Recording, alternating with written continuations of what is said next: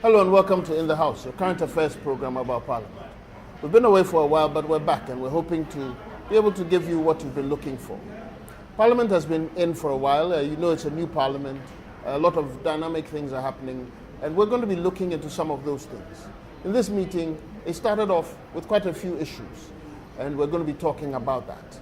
If you're interested in sending us any kind of message with regard to what we're going to discuss, you can send it to our short code, 1403. That's the short code is 1403. If you want to call us, because we're looking for adverts and sponsors, you can call us on 0289 531 852. That's 0289 531 852. We'll be happy to talk to you. When we return, we'll be talking to our panelists on the issues we're looking to discuss this week. Stay tuned.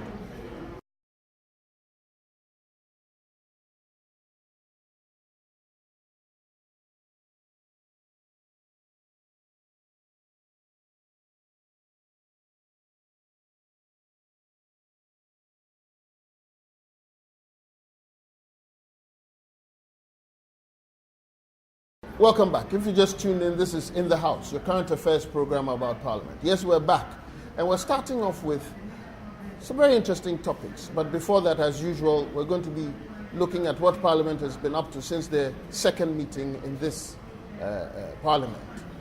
To my far left, the Honourable Patrick Boamah. He's the NPP MP representing Okaikwe Central. Honourable, you're welcome. Thank you very much.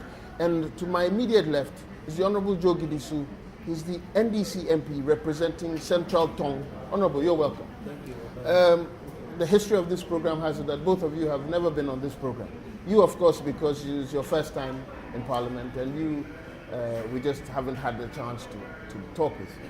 So you're both welcome. Honourable, I'll start with you. Honourable Gidisu, I'll start with you. How has the Parliament meeting started off for you, this particular meeting? Well, how long have you been in Parliament? Well, I've been in Parliament for the past 12 years. I'm now in the 13th year. Okay.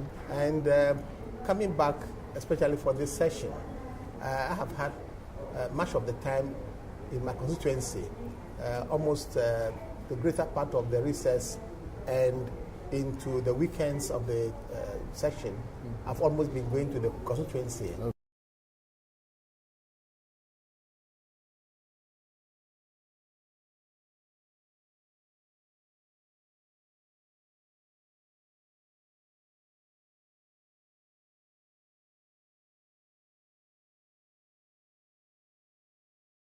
Well, if you were to describe your constituency in two sentences, something that's unique to Central Tong? Very unique in the sense that I have been able, through the cooperation of my constituency executives, sustained the unity. And then I'm talking about what makes the constituency outstanding, not the politics of it. But I mean, is there a tourist site? It's a rural constituency, okay, by way and traditionally conservative in terms of its setting. Okay. And for that matter, it's a lot of serene areas. Yes, serene. Is there forest? No, it's part of the continuation of the Accra Plains. Okay. And for that matter, the situation is not different from what you see around here, except that the constituency is dissected by the Volta River. Okay. And a lot of fishing? Fish. Okay. No, not as at now, but definitely those fishing activities are no more as active as they used to be. Okay. However, still, it's one of the primary engagements of the people. Okay. So how's the week been so far with parliamentary work? Well, as usual, it has, for this time of the parliamentary calendar, when we come back, it's normally very lean in terms of engagement. However, there are some other activities which are always routine. For example, committee meetings, committees sitting up to set up their agenda for their activities during the meeting, and also preliminary activities, engaging some of their stakeholders, and also, very important, members making statements on various issues of interest, okay, which time will not have allowed them when the season picks up. Okay. So for now, mostly a statement. Statements and other interest activities to members on the floor. Well, let me go to your your Nino member. This is my nephew. Yes. We'll be discussing that off air. Honorable Boamah, Yes. welcome to Parliament again. Thank you. First of all, same with you. Your constituency, is there something you would identify? I know it's in Accra, but of course, there must be something unique. Yes. Thank you very much for having me on your program. My constituency has the National Chief Imam living there. It's densely Does he allow his living area to be a tourist site? He does. He's a very open person and a welcoming and warm person to live with. It's a densely populated constituency. I'll say it is Ghana because everybody lives there. It's not a constituency that you say that one particular grouping lives there. You have Muslims, Evers, Gans, Akans, what have you. So it's a unique constituency. Most of the people are business people. I was going to say it's more of a heavily business. Engage in trading. Right. Most of them work with the public or civil service. And it's an interesting constituency. How about the Parliament so far? It's been good. So far, you want to be specific with this meeting? Or You can have, so you can go into your first meeting. Oh, the first briefly. meeting was quite hectic because the government had its budget on the table, had a sessional address, the inauguration of the president, and few statements here and there. We went through that. The government's budget was approved. The Appropriation Act was passed by Parliament. We went on recess. We were recalled to come and approve some ministerial and deputy ministerial nominees. We came back. Like my senior colleague said, it's been quite lean with statements, one on the International Communications Day and the other on the World Environmental Day, which members contributed, which I made a specific point to all the telco companies to make their contributions felt in this country by investing some of the huge profits that they make in this country, and to also invest in the rural communities to enhance living standards there. One of the things I realized in one of your sittings, I believe it was Tuesday or so, there was an issue about reading a statement and supporting a statement by not reading. There's a technicality about Parliament that when you're supporting somebody's statement, you don't read. Yeah, because it is implied that the person making the statement definitely has a thought-out plan in terms of those issues that he wants to carry out by the statement. And for the fact that most often the copies of the statement are not circulated among members. Only a few may have copies. And for that matter, you may jot down what may be your contributions, bearing in mind the objective of the statement and those salient issues that had been raised. But I mean, honestly, if I know, for example, that it's World Environment Day, like we've had this week, yes, and I know that somebody's going to make a statement on it, and I also want to make a contribution, regardless of whether I've read that person's statement, in endorsing that contribution, I could also read mine. You may jot down by way of... but I mean, if I've intentionally come up with something that I think I should add, but I wasn't able to submit it, I should be able to read it. Statements do go through a certain procedure before it's admitted. So you cannot, on the spur of the moment, generate a statement. It has to go through the leadership before the speaker admits it. So in other words, you're saying that the technicality of supporting somebody's statement is not considered a statement in itself? No, it's a contribution. I see. You associate yourself. So words matter. Yeah. And more especially, for example, the world... even like what we're going to discuss today. The maker of the statement may look at it from a particular angle. And at times, if you do not take cue from what where he has taken his statement from, and you just want to speak generally, your attention may be drawn to the fact that out of order. You are out of order in terms of the line. And also, you will be inviting or generating a debate, which is against the rules of... Okay. Well, we'll be taking a quick break. When we come back, we'll be talking to the Honorables about a specific matter of the N1. The Honorable Patrick Boamah made a statement on it, and the Honorable Joe Gidisu contributed to it. That will be the technical term. When we come back, we'll be looking at that statement. Stay tuned.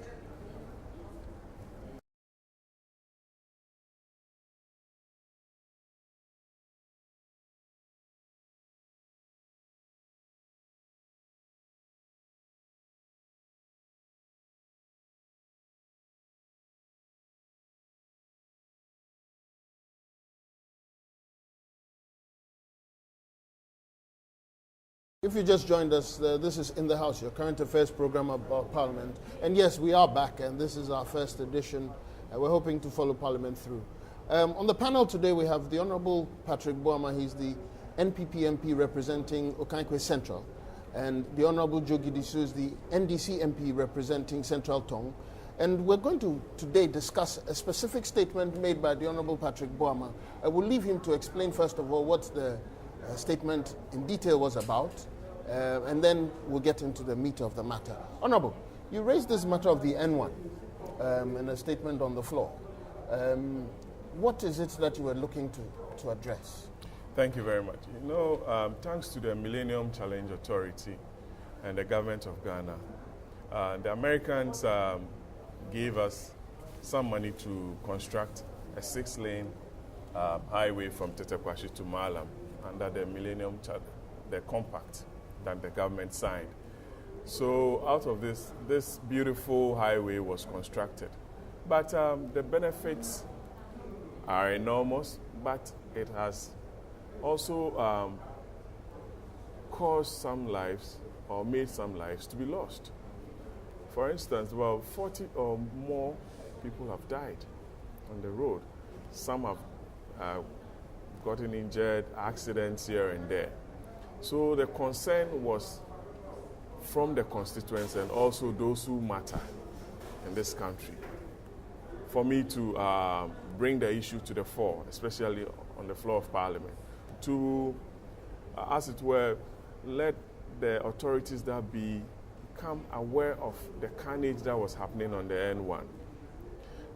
When the statement was made, fortunately for me as a young parliamentarian, the former minister, Honorable Joe Gidisu, under whose tenure the road was commissioned, was in the House. Dr. Richard Anania, also a former minister for roads, was also there.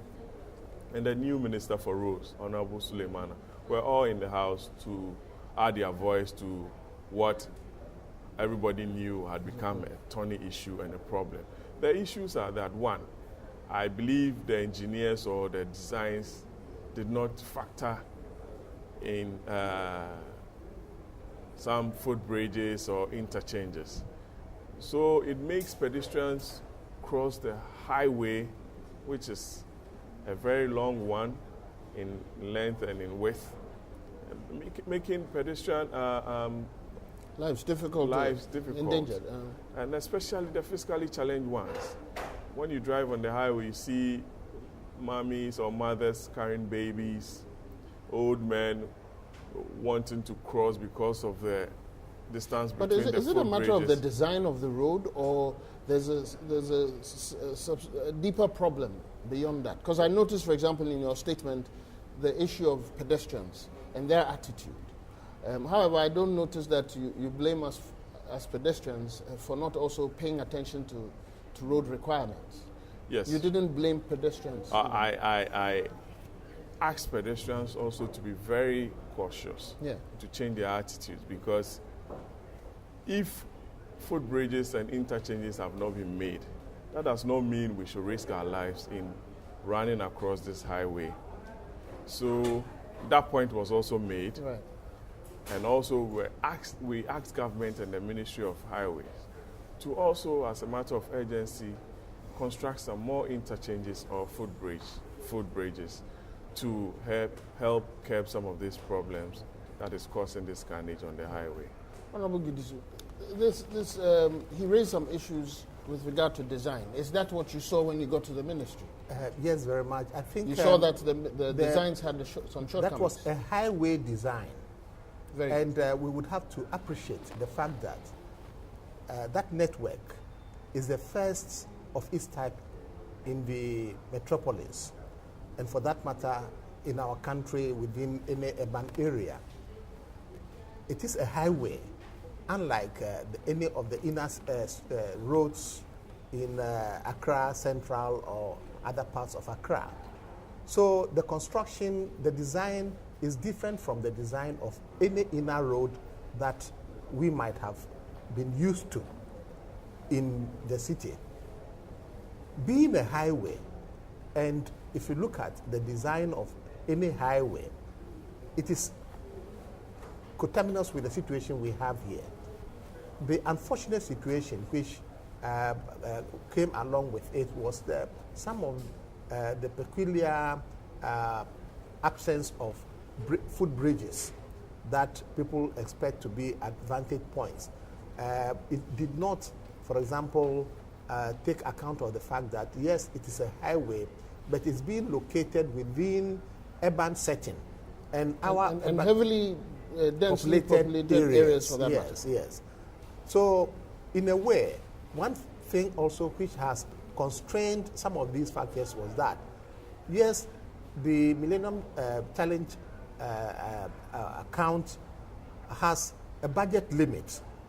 And for that matter, the budget allocated for the construction of that road influenced the other facilities that should go with it. The Ghana government has responsibility so that after handing over the commissioning of the bridge in terms of those initial things that had been done and the accompanying challenges that have come on board, like my brother noted, the footbridges, the distance between them were quite frustrating for people to walk from one end to the other, and at times also, as he noted, people carrying heavy load.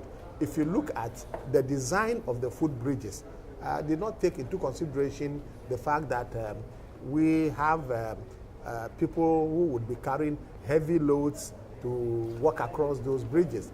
However, we in the highways at that time and as at now have taken notice of those challenges and have realized that there is a need for us to, for example, as at now, create barricades in the middle of the road to prevent people from crossing from one end of the road to the other by way of this wire meshes being erected. But Honorable, on that particular point, yeah, one of the things you notice is that some people actually cross the road, come to the middle, where they get stranded, where it's been barricaded. Yes. And they know they're heading to a place they can't go through, and then they walk along it till they come to an opening. So the question becomes, first of all, is it, and I'm asking Honorable Boamah because he raises that proposal in his statement. First of all, is it that we need pedestrian bridges and all that? Or is it that we need to go to the meat of the matter, which is that the people must be educated? Yeah. Because you notice that, and the question is whether one is more crucial than the other. Is it that we need education more, or that the pedestrian bridges, which sometimes are not used anyway, are what we want? Thank you. The wisest thing to do is to start with the footbridges, because if you start with education, you can start, it can be a twofold or two-pronged approach. But if you don't take time, by the time you finish with your education, the lives that would have been lost, you just cannot account for them.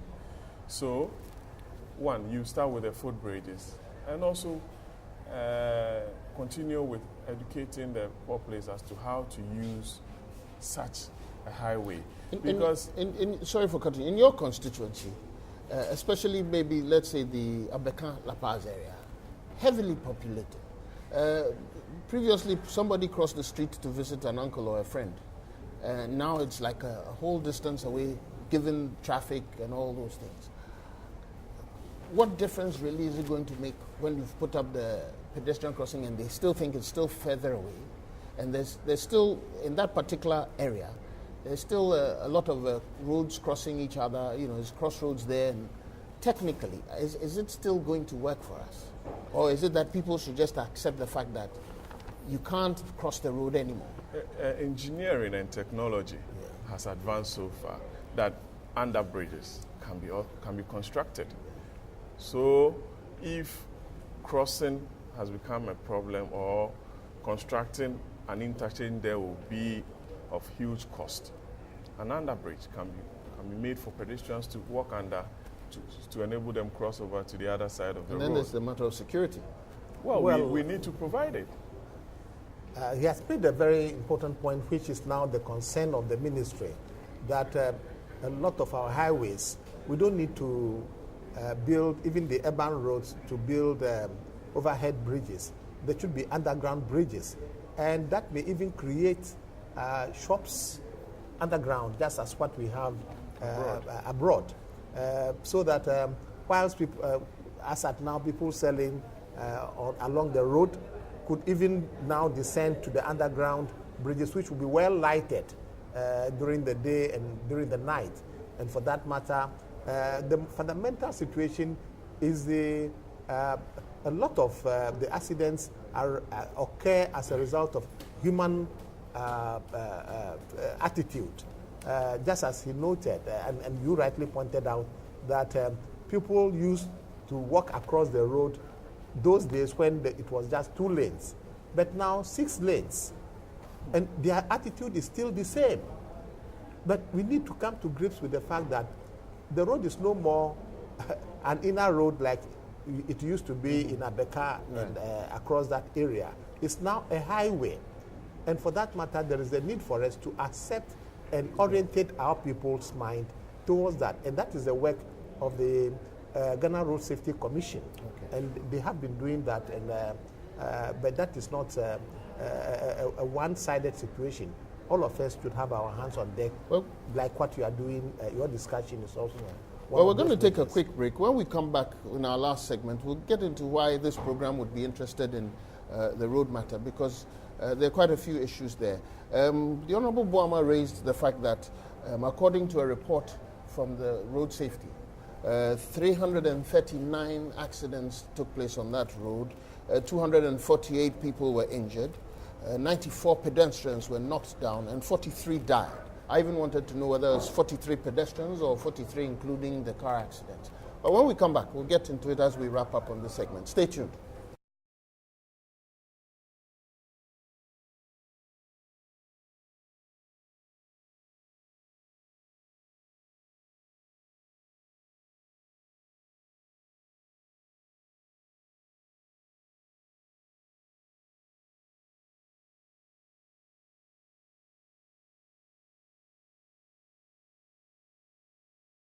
Welcome back. If you just joined us, this is In the House, your current affairs program of our Parliament. We're in the last segment of this particular edition. On the panel is the Honourable Patrick Boamah. He's the NPP MP representing Okankwe Central, and the Honourable Joe Gidisu is the NDC MP representing Central Tong. We're discussing this matter of the N1. But for us, in very general terms, and the reason we wanted this to be discussed, because we also noticed that it wasn't given wide media coverage, but it's crucial, is that our research has shown that Parliament in general, from time immemorial, has been most interested in road construction across the country. Parliamentarians typically ask questions about roads. Given this particular situation and the view that the country is going to develop in that direction, i.e. a lot of big highways like the Accra-Kumasi roads, all opening up like that, what kind of preparation, because I think that's what Honorable Boamah, your question brings to the fore. What kind of preparation are we giving the country with regard to this? Let me start with you. What are your thoughts on that? Thank you. I believe most of us have traveled a bit and seen what happens outside the world. No major highway is constructed in the middle of the city.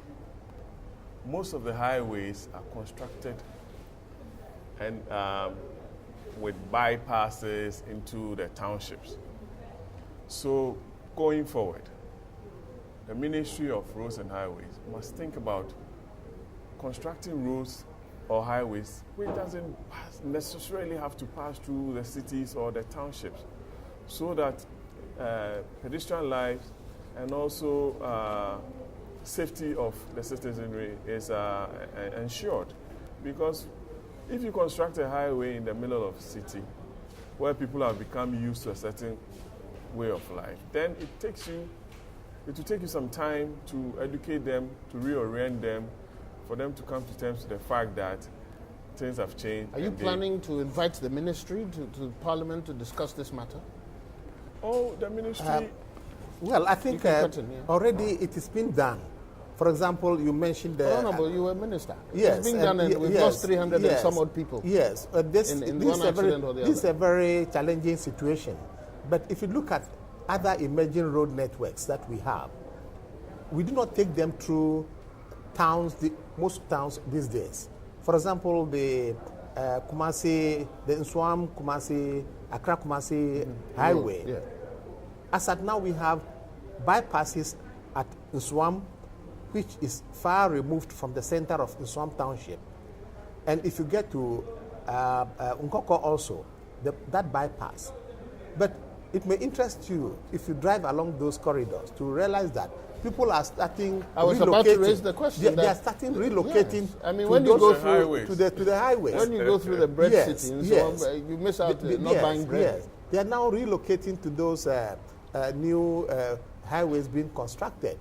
But I would want to say that as a nation, now that we are coming up with the fact that the developing technologies are equally being brought on board into our road construction, we should begin to take safety measures which will go a long way to reduce. But Honorable, for example, I hear from the two of you is going to be done. Yes, and yet we're losing for lives. For example, the design of some of these new roads, which definitely cut across communities by the highways, are now taking the underground instead of the overpass. I can mention the Eastern Corridor, for example. As at now, there is no overpass, but underpasses that are being considered and constructed by the engineers and the contractors. How does the ministry, for example, propose to deal with the human understanding factor, the awareness, the knowledge?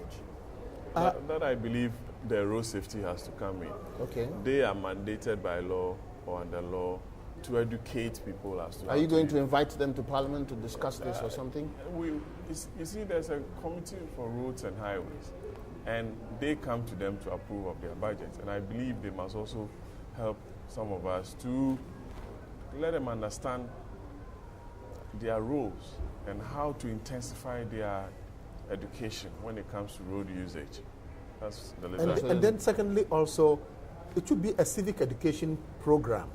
Even our schools should be encouraged to take on lessons with regards to road safety. And formerly, those days when even railway crossings were not many in the country, you were taught in school as to how to cross a railway line. Red means stop. Yellow means ready. Yeah. So green means go. Way back. Yes. How are we trying to imbibe among our school children, who are most often the victims of those accidents, to come up with these situations? So it is not only the Road Safety Commission, but a national responsibility for all stakeholders. I guess what I'm trying to pull from the two of you, because you've taken a unique position in the case of Honorable Boamah of raising this matter, which is a concern to a lot of people. And in your case, haven't been in the ministry before, and appreciating what the concerns are. Yeah. That is it about, okay, so we're waiting for them, we're hoping that they will do it, or is it about you're going to, for example, as parliamentarians, invite them to come and explain, if it is to the committee, that these are the actions we're taking over the next so many months to do such and such? I think we've received the highest assurance from the Minister for Roads and Highways that action is being taken on the N1 with regards to the overpasses and the under bridges, and also to encourage the Road Safety Committee to intensify their campaigns or education with regards to road safety. So I think there's a committee on government assurance. With time, we can did the minister commit to the government assurance committee? Because the last time we checked with them, the committee minister has that power to invite him to come and explain to the committee and to Parliament why he's not honoring his. So he gave the assurance. Well, Okay. at times it is not a situation which should be left to the Ministry of Roads and Highways alone. It's a national Which is why I'm tragedy. asking you Yes, whether you're going it's a national tragedy. That is why I feel strongly that, like the program that we are undertaking, there is a need for us to take it to the general populace and other stakeholders. I mentioned, for example, our schools. What about other civic groups which may also take it up as a concern, so that we all see it as a national responsibility now that it has become so, eminent that Our road time is accidents. almost up. One quick question. Since you're in the ministry, I'll throw it to you first, and then the Honourable can also, Honourable Boamah can also add his tuppence. The engineers, do they take into consideration socio-cultural interests when they are designing things? Oh, definitely. So, for example, in the case of the N1, did they consider that they're going through Abekan La Paz to all those other equally heavily they do concentrated sensitization programs before they come on board. They do sensitization programs. But do they before also design with yes, that in mind? Yeah, they design it in mind. For example, as we noted, that was not going to be an inner road. The sensitization right from the beginning made the people in the catchment area aware that that was going to be a highway. But our people with the traditional approach towards things, I can just cross over, did not regard it as a major shift from the inner road that used to run from the Tetekwashi through to Malam Junction. Now it is a highway, and the highway has its own traffic regulations, and for that matter, responses from the road users, which is very missing among the people living along that corridor now. Okay, last short sentences. Have the security, especially the police, how in your opinion, for your constituency in particular, how are they dealing with that particular problem? Yeah, I think before I answer that question, the concerns have been raised, the issues have been identified, the people out there are waiting for the solution to the problem. They want the bridges, they want the under bridges. That is what the interchanges, that is what they want. Okay. And the police will do their best. The police will close and go and sleep. But how will the individual protect himself? If there's a bridge, he will walk across it and will be safe. If there isn't, then the problem will reoccur. So we expect government to solve the issue. Yeah. Our time is up. We're most grateful for your attention to our issues. We hope to see you again.